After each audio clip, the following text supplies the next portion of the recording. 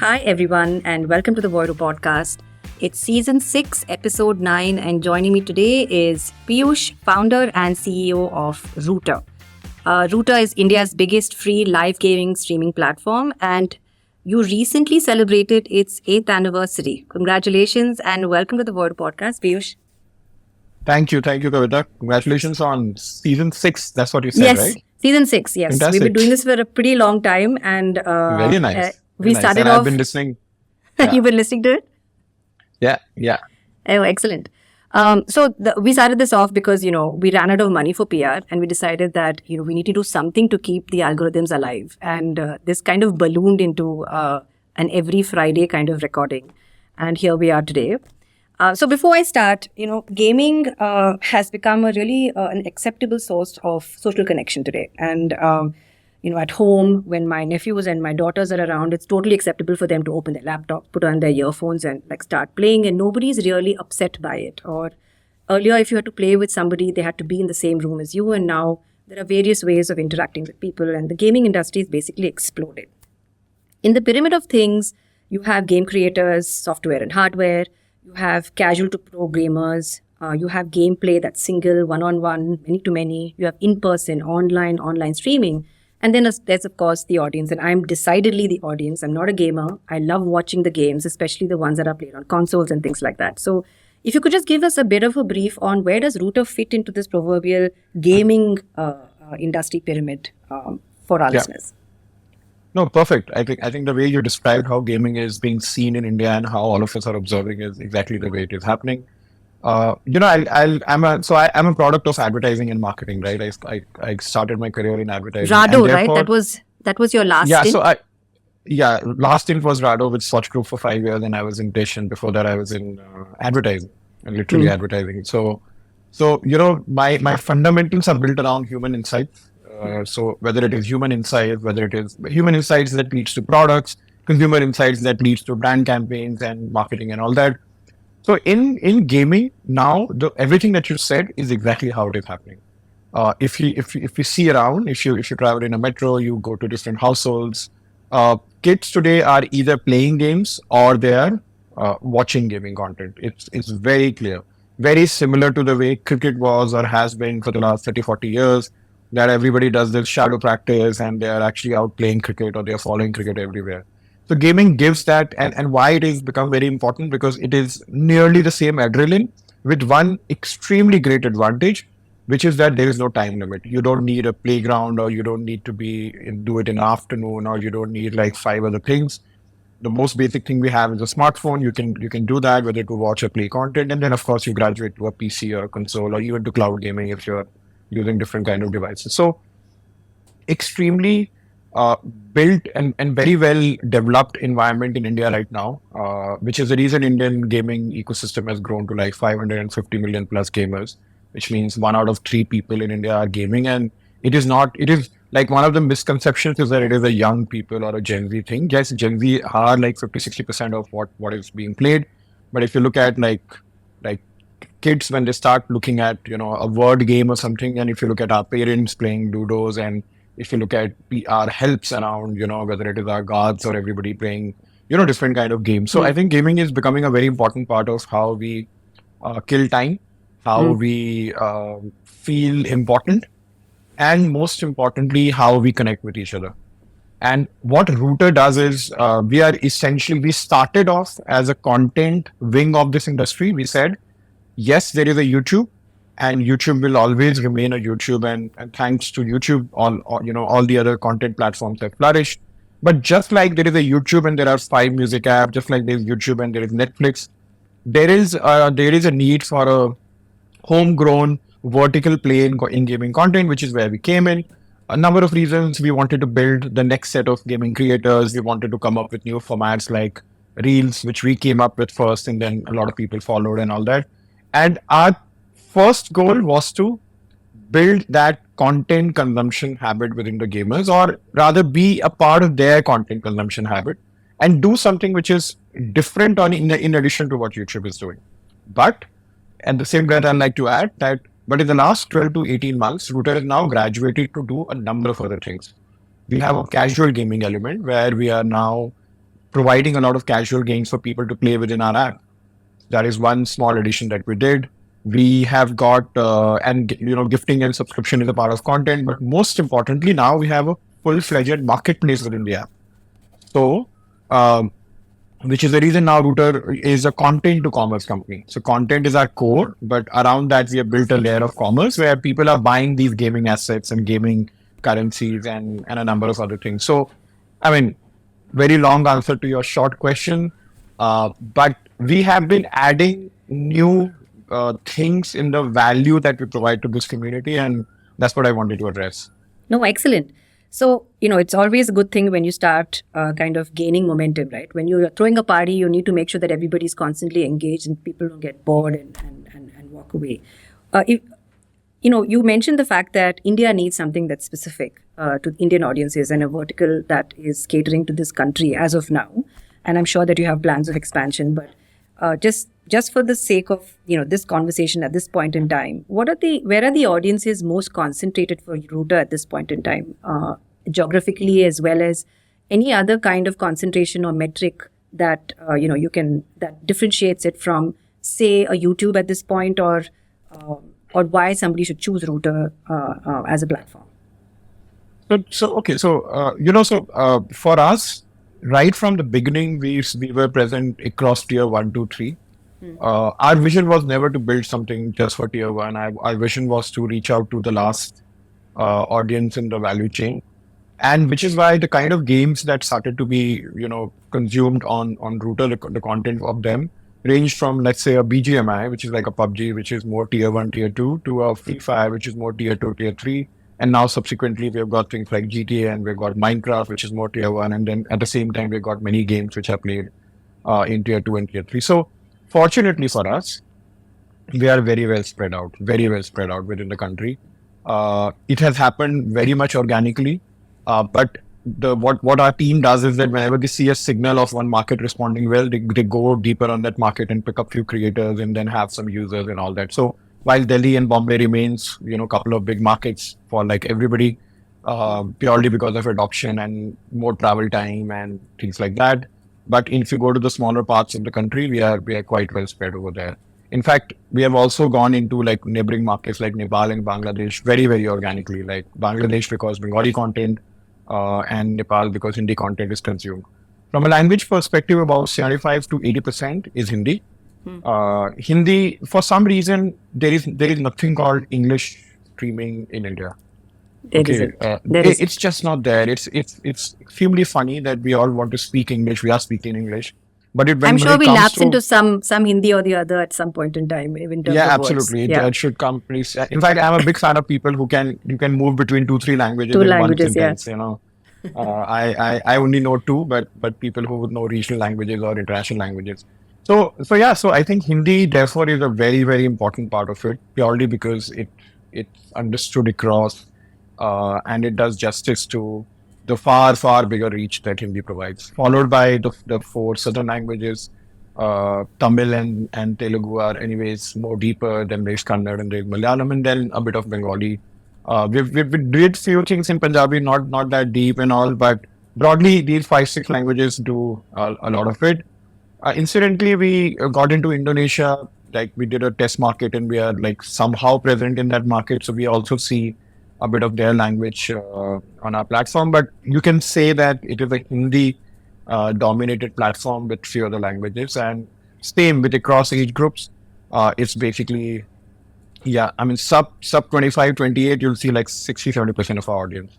Nice. Which also kind of helps. Yeah. Sorry. So like YouTube has like PewDiePie, who was the guy, right, in terms of humorous gaming, game streaming, etc. Does Router have a set of people who you all promote or that have found themselves popularity on the platform? So see, our fundamental reason to exist from the first day when we got into game streaming back in 2020 was that our observation was that in India, the top 50 people are the entire industry. The streamers who got into gaming early, let's say in 2015, 16, and by the time 2020 when gaming picked up, they just became superstars. And they're fabulous. There's no doubt about it.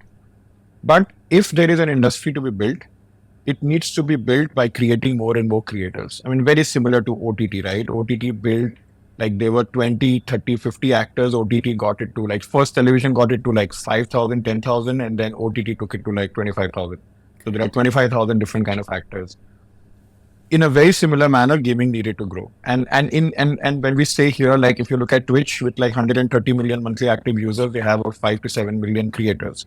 So approximately like 5% of people should create content. If you look at Instagram, it should be between 2 to 8% of people who create content. So any platform, so if we were to imagine ourselves getting to like 100 million monthly active users, we would need like a 3 to 5 million creators if we work on our vision. So coming back to your point, this is how we wanted to build it from day one. We do not want Router to be known for 5 people. Right? If Router is known for 5 people, that means it is not doing what it promised to the community. So for us, it is more about providing a mix of creators. People would get, like we have got like the entire 8-bit creator bases on Router. We had Godlike and Jonathan and all these guys for a long time. We had like every esports team in India, small or big, has worked with Router. Whether they work right now or not depends on how much budget we are spending and what is the business goal and what they are looking for, etc.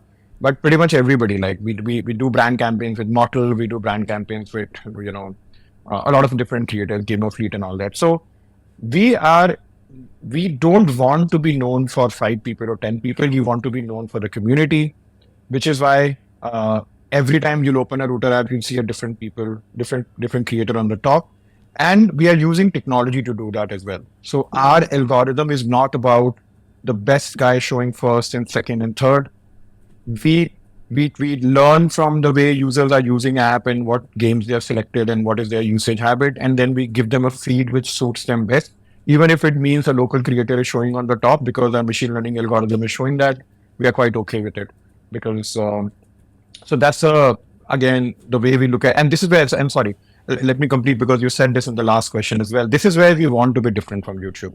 YouTube fundamentally is an amazing product, but it pushes the top 10 streams and top 10 videos. Like this is what YouTube does. When you open it up, you will see the most watched videos and all of it. Again, very well personalized, but fundamentally that is what it does. And if you are a small creator, unless you hit something which is very, very viral, whether it is a short or any other video, you can take any amount of time to grow. Right. The difference that any vertical platform provides is that if you are good and if you work closely with that creator ecosystem, you can give the growth much faster than, say, a large platform.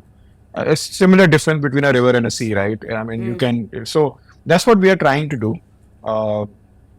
We have been reasonably successful, but there's a long way to go. But that's the vision of the company when it comes to the creator ecosystem and how we want to be differentiated from YouTube.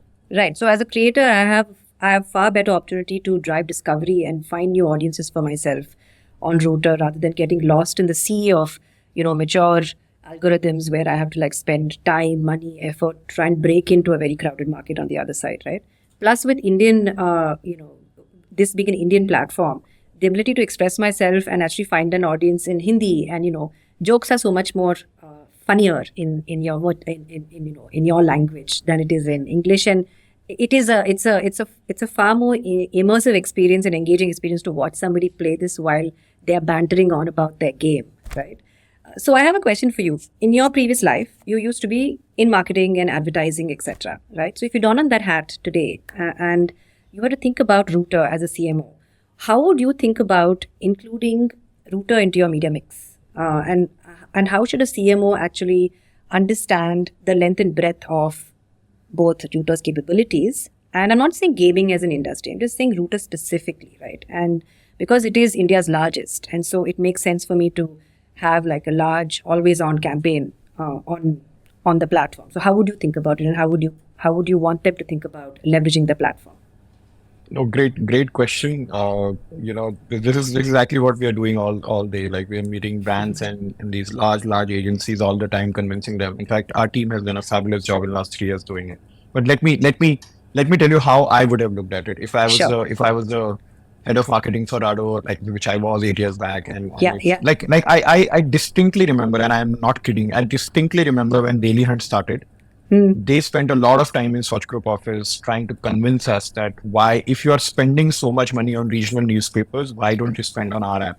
Because we are actually the online version of it. I distinctly remember NDTV launching their app in 2012-13, coming to us and saying, if you're advertising so much on TOI, why don't you take NDTV? And we were one of the first brands to go on NDTV, and so on and so forth. So for any brand manager or a head of marketing at this stage, it is a no-brainer that people need to look at the next set of audience for two reasons. One, in India, there has been a saying for a long time that cricket in Bollywood works, and it did work for a very, very long time. Bollywood is becoming a bit of a, it's reached a situation where in-film brand placements look very forced, and any sponsorship around it doesn't deliver on a performance, right? So it is more of something that you are riding on the wave, and then Bollywood promotion plus movies are max 10 to 12 days journey. So Bollywood is all about the actors, So you get a person, you get a you get a certain saliency. Cricket is great, but very, very expensive. I mean, look at a marketer who was spending money in cricket back in 2015, 2016, and look at right now. I'm quite sure it is at least 30 to 50x, right? So brands will continue to drive cricket, but it will only the range of brands will only get smaller and smaller, and they'll go more deep. And eventually we'll see that only the large brands like Tata's and all that would continue to support cricket, which is why it is very important for the media industry to build a next stream of engagement, which has a wider appeal. Like music is heard by everybody, but there is no platform that is a wider reach, or for that matter, many other things. So, which is where gaming comes in. And every time a brand manager needs to look at gaming, they need to look at it from a 2 to 5 year horizon. It's not about delivering results right now. You need to see how you will build this over a period. I'll give a simple example. TVS Motors have been working with us for 2 years and with the industry for 2 to 3 years. They have become synonymous with gaming industry. Everybody else is getting into the industry, whether it is Hero or Yamaha or Bajaj, but they will have to catch up because the top of mind recall of a brand like TVS will be very high. I'm not trying to put a brand placement. We work with Hero also, and we work with Yamaha and everybody. Quickly name all the automobile companies that you work for. But the point I'm making is that we see this like firsthand. We've seen Flipkart doing a lot of work with us. We saw Jio Cinema doing a lot of work with us. So first and foremost, this. Secondly, these are gamers are a set of people. One, they have a good propensity to pay.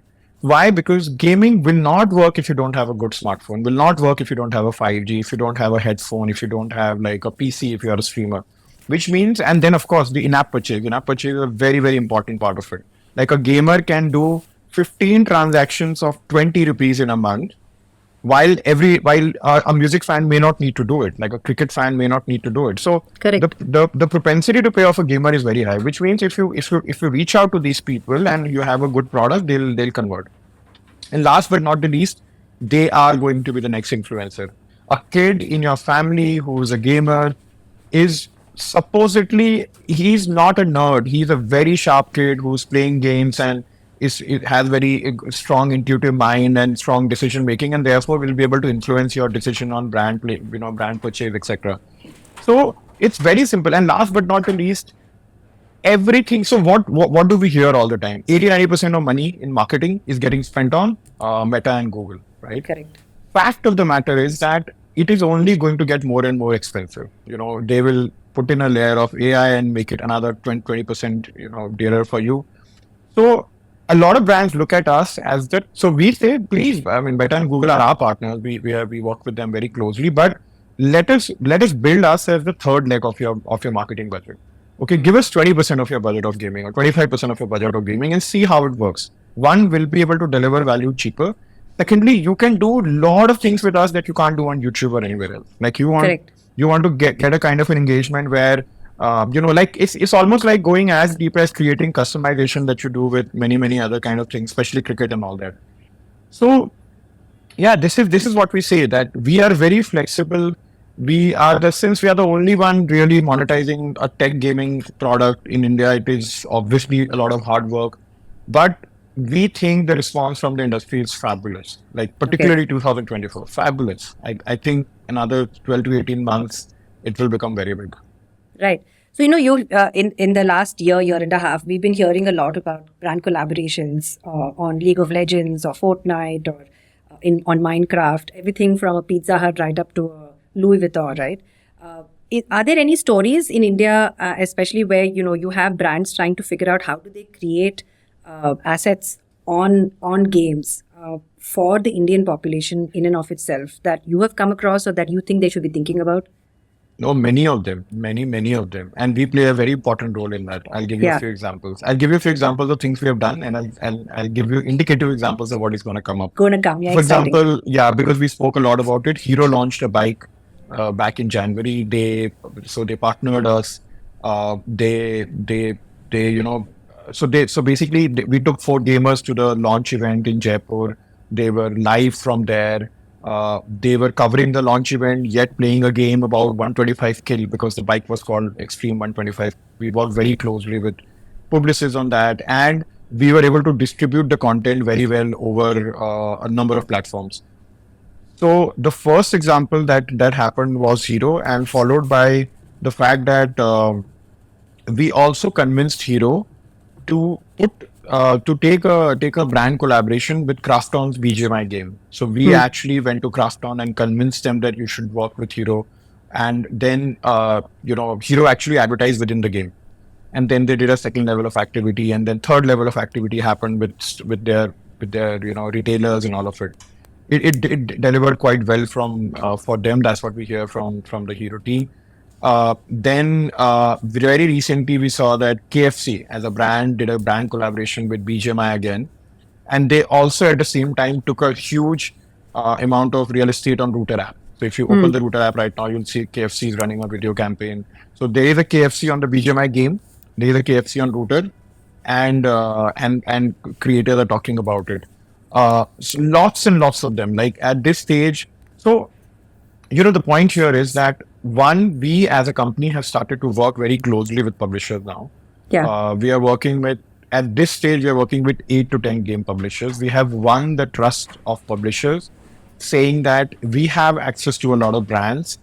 Let's work together where we get these brands to integrate with your game as well as with Router, and we give them a certain value, and also taking it offline and doing esports tournaments and all. And so all the gaming publishers are very excited, and I talk about the biggest one in India and Korea and London and a lot of other places. And second thing is that I think it will only get deeper, because all the mid-core to hardcore games, they do not want to do ads Yeah.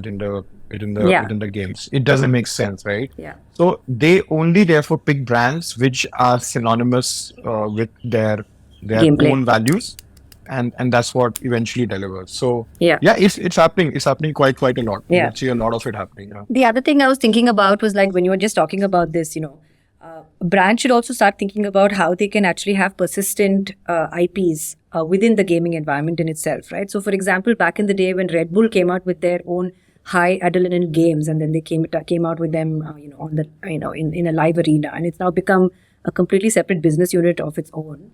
But the fact is that with technology and the fact that you have platforms like Router and the technology to build fast, right? And every brand has their own story. It's something that one can actually envision in the future, that a brand actually has a space in which you can game on a brand story, right? Which is, I know it could be like shop for a particular brand or be stylized or whatever in terms of fashion or food or anything else. But it's a very exciting and creative space that you can actually take up. So in the previous conversation that we were having, talking about distributing content, and it has been exactly a year to the date, I think, in and around, maybe not really to the date, but maybe the month, where you signed up with CTV and you integrated with JioCinema.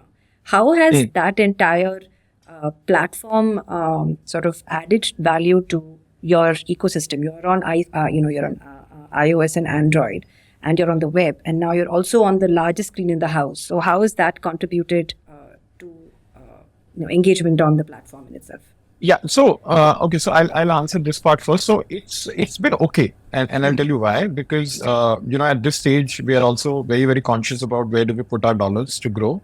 So it was a great experience during last year's BGMS, which we had the rights for the entire digital distribution, and that is the reason we launched our color, our TV app.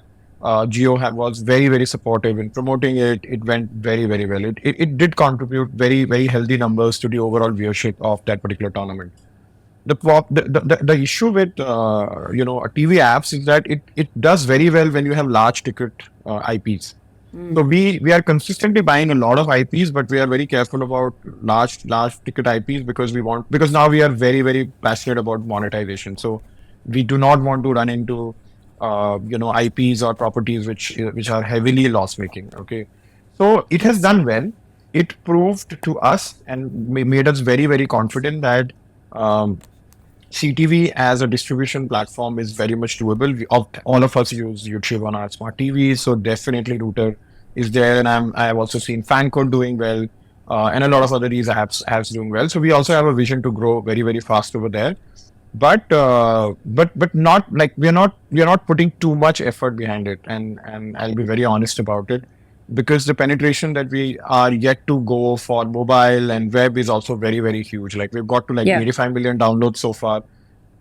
India has like 500 million plus smartphone users, so we still have a very, very long way to go. So we are balancing our budgets accordingly. But yeah, I think the technology is in place. It's just that we're not choices too that you're much making. aggressive Business, about it. Yeah. It's your business priorities right now, and it's quite in line where the market is growing, and where you want to grow as well. All right, last question. So most OTT companies, any content company, etc., always have these tentpole events, and you touched upon the fact that you kind of you're in the safe zone on IPs and things like that. And most agencies, advertisers, and brands look forward to riding the wave that you're creating by yourself, right? So how does Router look at these ebbs and flows? Do you have tentpole events? Do you have, like, e-commerce has sales and big billion day and end of season sales and whatever else? How do you envision and how do you look at your entire calendar so that the agency can understand what you're doing from an investment perspective in drawing audiences? Yeah. So for us, given the fact that now we are the only player in this category, it was a pretty competitive That's category tough. with eight, That's nine tough. players. Yeah. So now we have become the only player, which is very good because we are fortunate to have a first offer from pretty much every esports company and all of it. And if we continue to monetize, we'll continue to buy more and more of these esports tournament IPs and therefore monetize them. So, but at this stage, I can tell you that consistently Router has 3 to 5 tournaments every month, or we have different brand IPs that we have built, and therefore the calendar looks pretty good and pretty steady through the 12 months. As I said last year that we did pick BGMS last year. This year we didn't, because for us now we are very clear that if we have to do like a very high ticket, gaming IP, we need to monetize it to the far extent as possible. So I think next 12 months of learning will give us more and more confidence to reinvest in large IPs.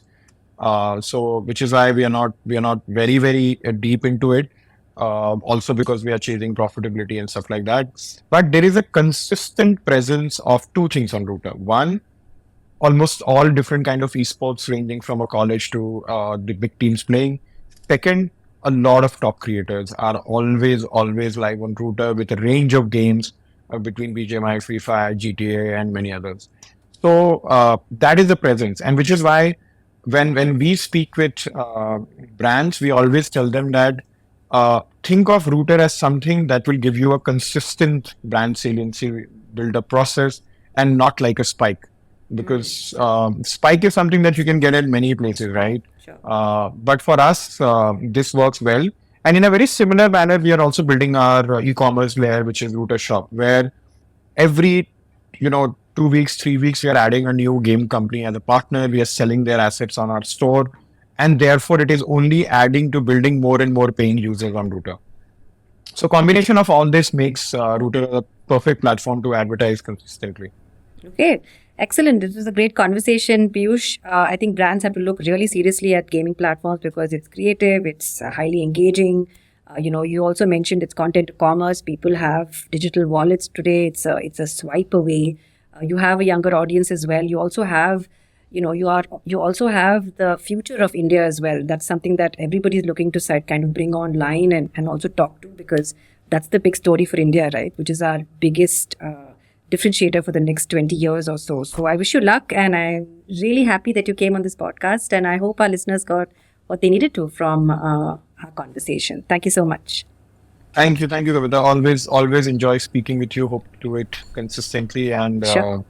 as I always say, you bring out the best stories from our side. Hope it reaches to everybody and they enjoy it. Of course. Thank you so much. Bye-bye.